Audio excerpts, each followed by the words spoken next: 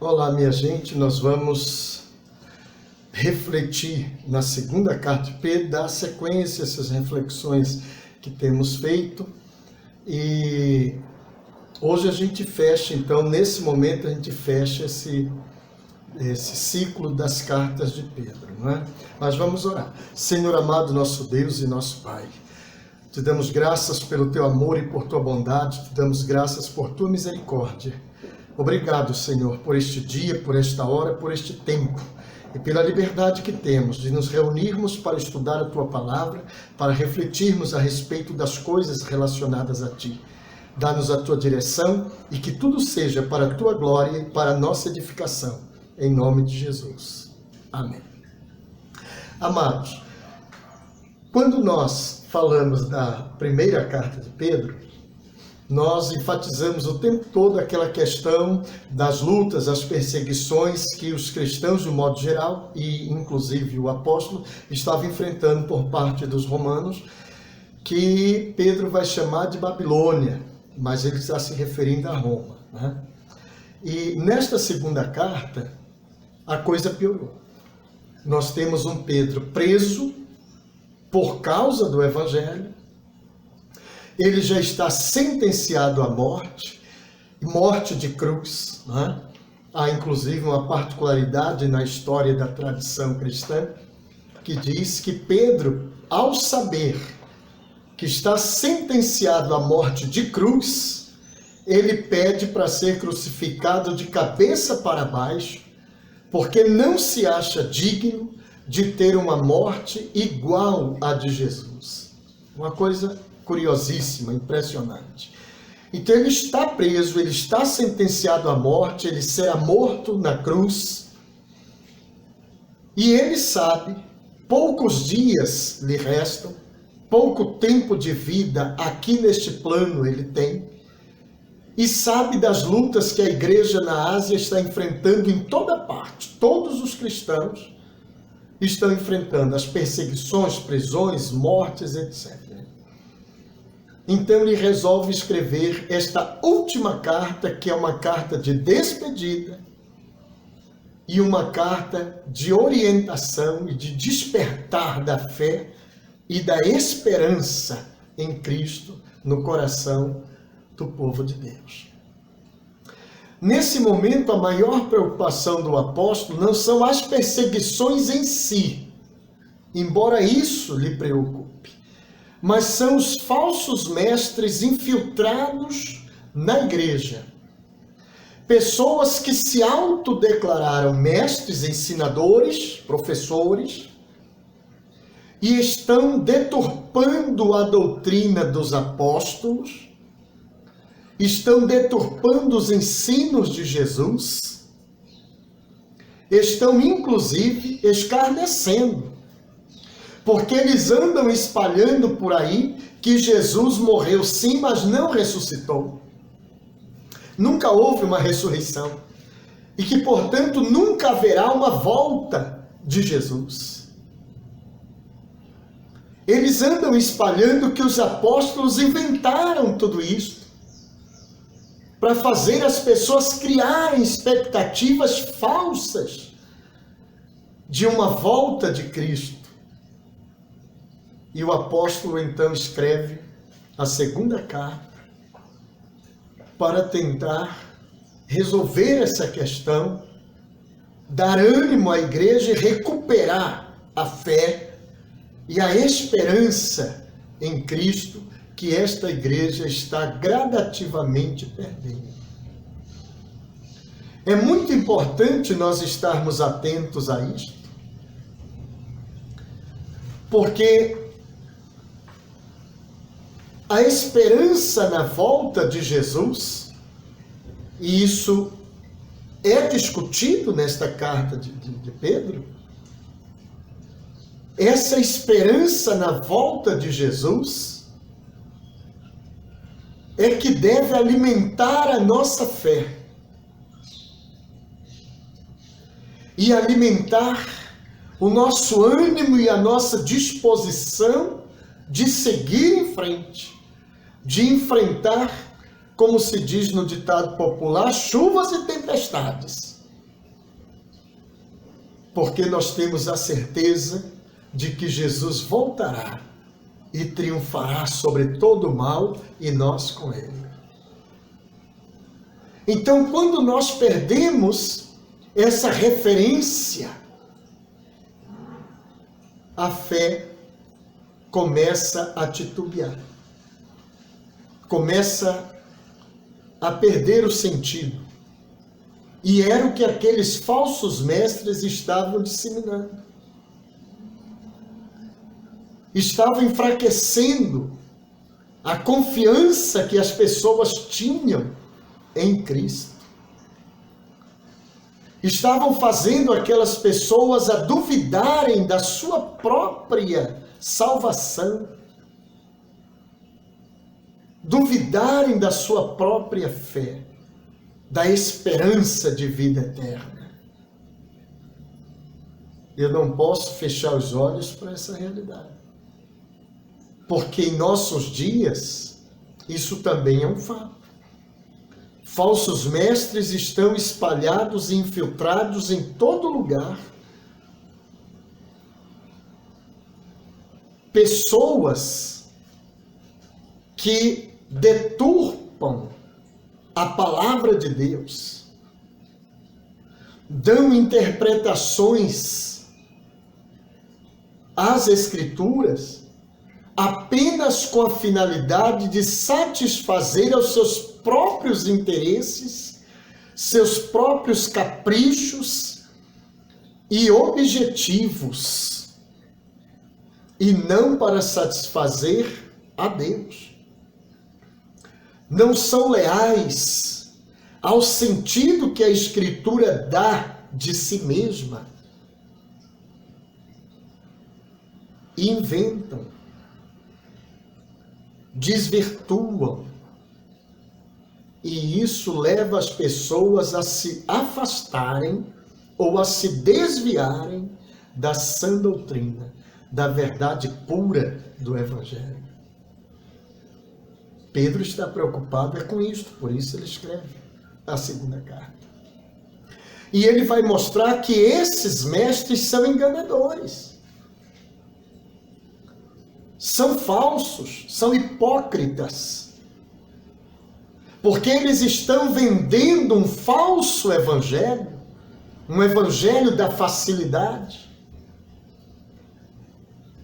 para poder tirarem proveito das pessoas, porque eles estão se banqueteando às custas do sofrimento daqueles.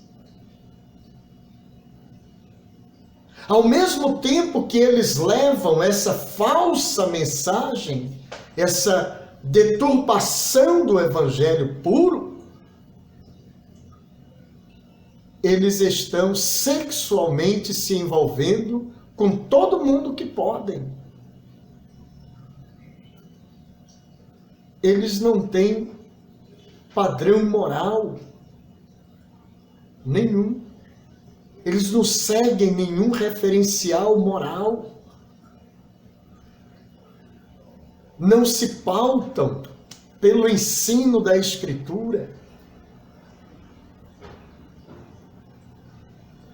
Seguem ao seu bel prazer. Vivem apenas para satisfazer a carne, prazeres da carne, satisfazerem suas vaidades, e não para satisfazer a Deus, nem aos anseios do Espírito. Pedro diz: são falsos profetas, são falsos mestres, falsos ensinadores, são hipócritas, pessoas perigosas, porque desviam a igreja da verdadeira fé em Cristo. E ele vai dizer: irmãos, Cristo morreu e ressuscitou. E não apenas eu, mas os apóstolos foram testemunhas. Nós vimos, estivemos com ele, andamos com ele, após a ressurreição. E esse Jesus vai voltar. Vai voltar. E ele então mostra todo um quadro em que essa volta de Jesus se dará de forma espetacular. Espetacular. E ele diz: esta terra e os céus que hoje existem nem são dignos da exuberância da glória dele. Tudo isso passará. Um novo céu e uma nova terra serão criados. Porque o mal ganhou proporção tal que a única forma de erradicá-lo definitivamente é fazendo tudo novo. Zera tudo, faz tudo novo. Esse é o ponto. E ele vai tentar trazer esses irmãos de volta à sua fé e à sua esperança. E ele não está dizendo isto só por dizer. É preciso ter em mente que ele está sentenciado à morte, ele está preso. Restam-lhe poucos dias de vida. E a sua esperança está viva em Cristo. E ele sabe que a morte física é só uma passagem para que ele adentre a eternidade de Deus de uma vez por todas. Ele está esperançoso, ele não está desesperado. E essa mesma esperança que ele tem e sente dentro dele, ele quer projetar no coração dos seus leitores, sua igreja. Isso é uma coisa fantástica, uma coisa extraordinária. Não dá para dizer, não, mas ele diz isso porque ele está numa boa. Não sei se a pessoa que está presa, condenada à morte, morte de cruz, está numa boa. Não me parece que esteja, não. Mas ele está mostrando que apesar de toda essa crueldade que estão fazendo com ele, ele não perdeu a fé, ele não perdeu a esperança em Cristo, a esperança de vida eterna. E ele espera que a igreja tenha o mesmo sentimento, tenha a mesma esperança, tenha a mesma convicção, para ter o mesmo ânimo de enfrentamento da situação, por mais adversa que ela seja. Isso vale para nós. Isso é significativo para nós. Nós precisamos entender que Cristo morreu, Cristo ressuscitou e Cristo voltará.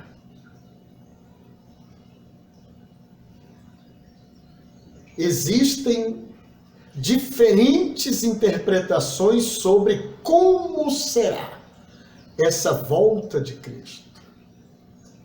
São especulações. O que importa realmente é que ele voltará. Quando? Não sei. Isso é uma experiência diferente para diferentes pessoas. Mas existe um fato, ele voltará. E eu preciso ter a minha fé, a minha certeza de que ele voltará para mim. Eu não posso abrir mão disto. Aí o outro chega e diz, menino, acaba com isso. Há tanto tempo se diz que Jesus vai voltar. Tá, e daí? Não me interessa.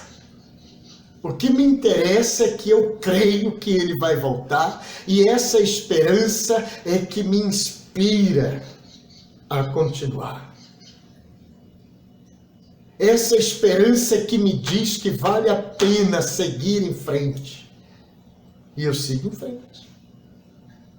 Porque eu não vivo pela tua fé, eu vivo pela minha fé em Deus. É simples assim. A gente não seguia pela fé do outro, portanto não seguia pela falta de fé do outro. É pela nossa fé. O que importa é a minha fé para mim. O que importa é a tua fé para ti. E é isso que o apóstolo está tentando imprimir no coração, na mente dos seus leitores, daquelas ovelhas, que vale para nós, claro, naturalmente. Eu preciso entender que a vida aqui neste plano físico e material é cheia de altos e baixos. Uma hora tudo está bem, outra hora nem tudo vai bem. Uma hora eu ganho, outra hora eu perco. No momento eu tenho, no outro momento eu não tenho. Essa é a vida, é a dinâmica da vida. Mas a minha fé não pode se pautar pelas circunstâncias. Eu estou firmado em Cristo. E Cristo diz que vai voltar. E aquele que perseverar até o fim será salvo. Permanecer firme. Vou em frente. Vou em frente. Já enfrentei muitos reveses na minha vida. Mas estou aqui. Estou aqui.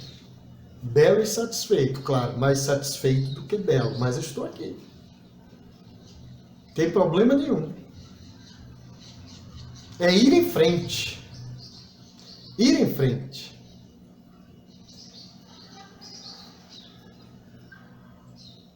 Tive 2 problemas sérios. 1, perdi a visão. Voltei a enxergar. Tive 2 infartos. Esperei. Coloquei stent. Estou aqui.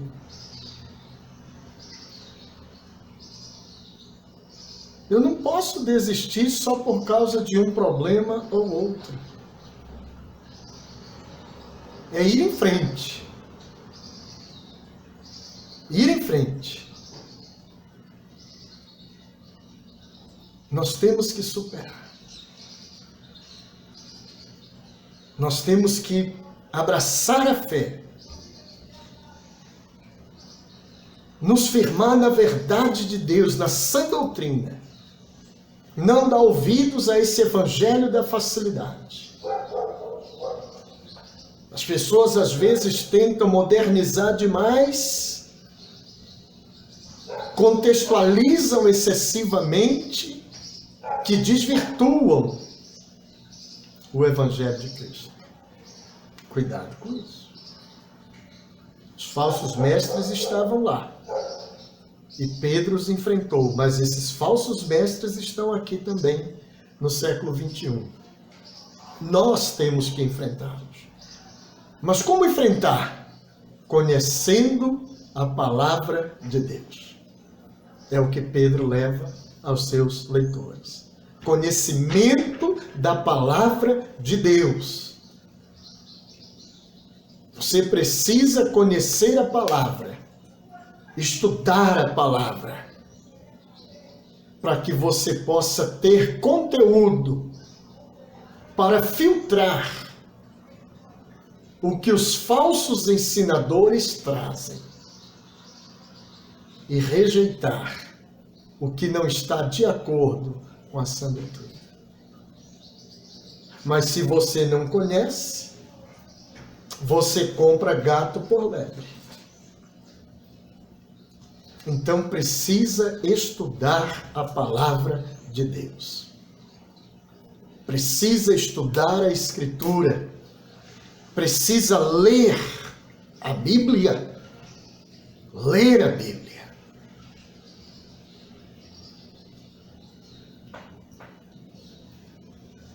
Não é possível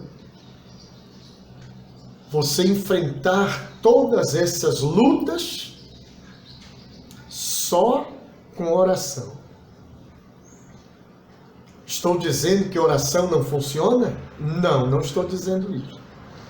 Não vai espalhar isso por aí. Não estou dizendo que oração não funciona. Estou dizendo que há situações que não são resolvidas com oração. Existem situações que são resolvidas com conhecimento da palavra de Deus.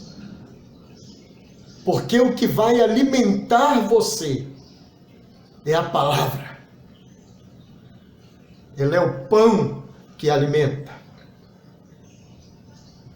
De acordo com a teologia de Paulo a Timóteo, o conhecimento da Escritura pode te tornar sábio e apto às boas obras.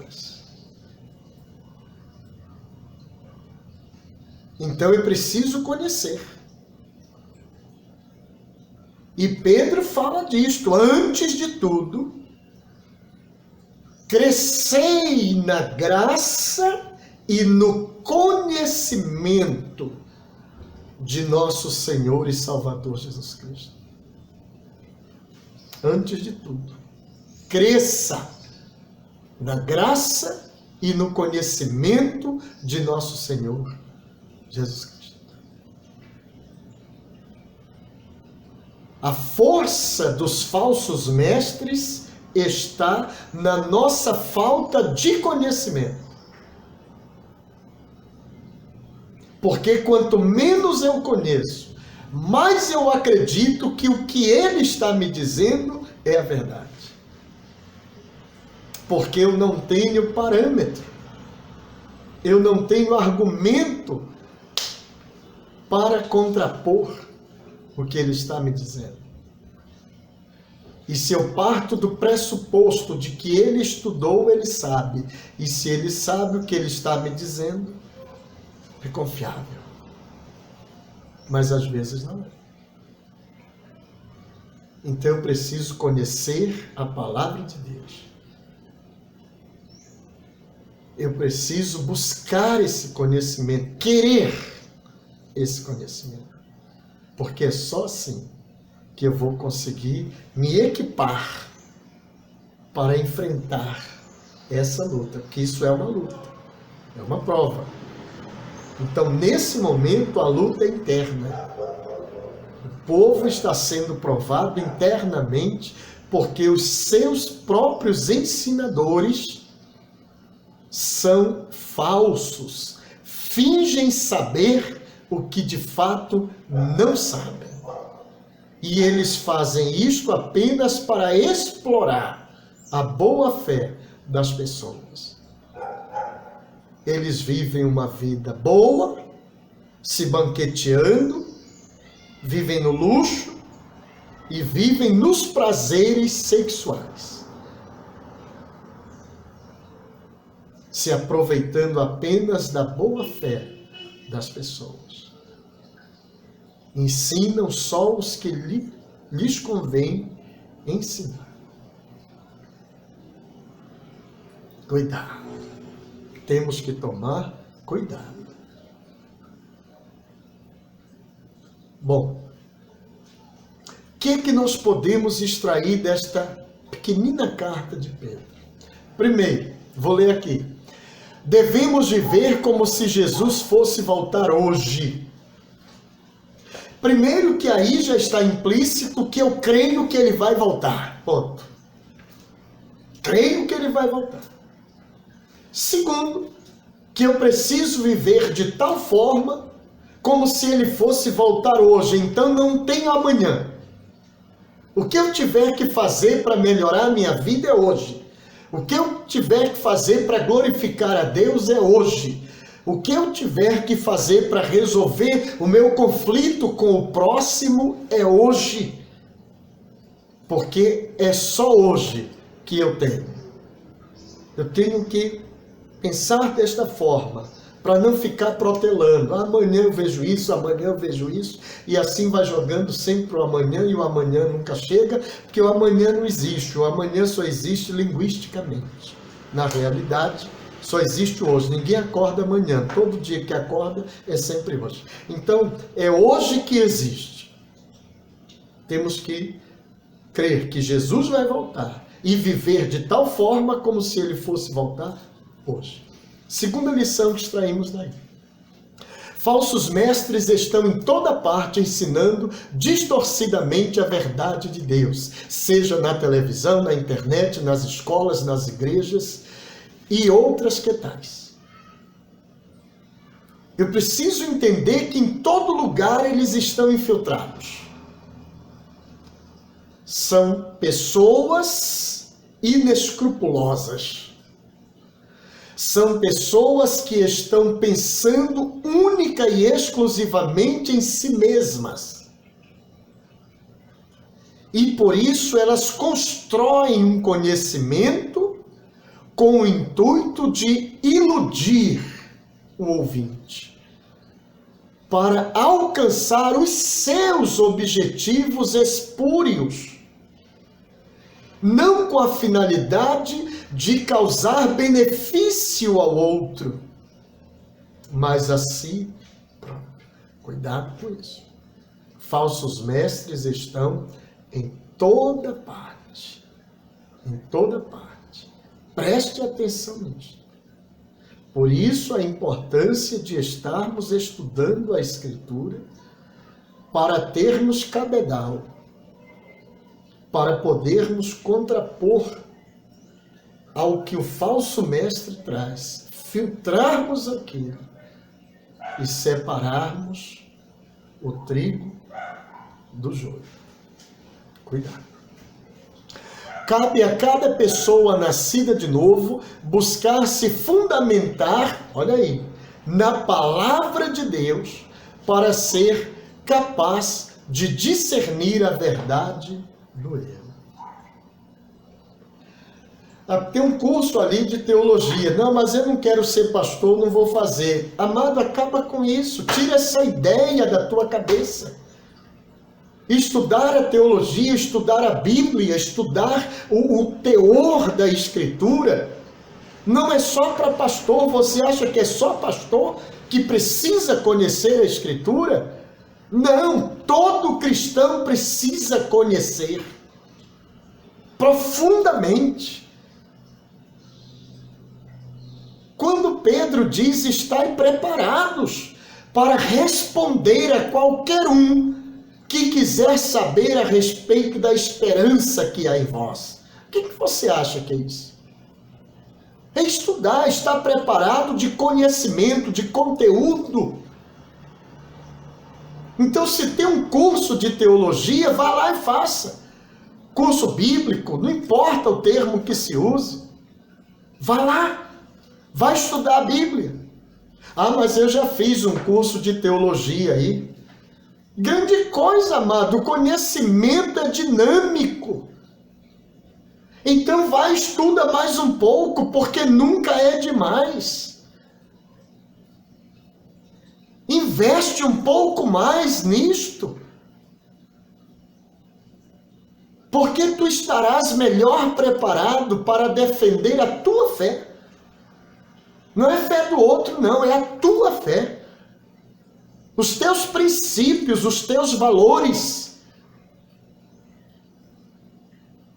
Precisa fazer isto. É necessário estudar, conhecer a palavra de Deus, conhecer a doutrina, os ensinos. Doutrina é ensino. Conhecer o ensino da Escritura, o ensino dos apóstolos, o ensino de Jesus. É importante para você poder ter argumentos para defender a sua fé, para se posicionar de uma maneira firme, sólida, e não se deixar engabelar por qualquer discurso, por qualquer pessoa que venha com uma conversa fácil.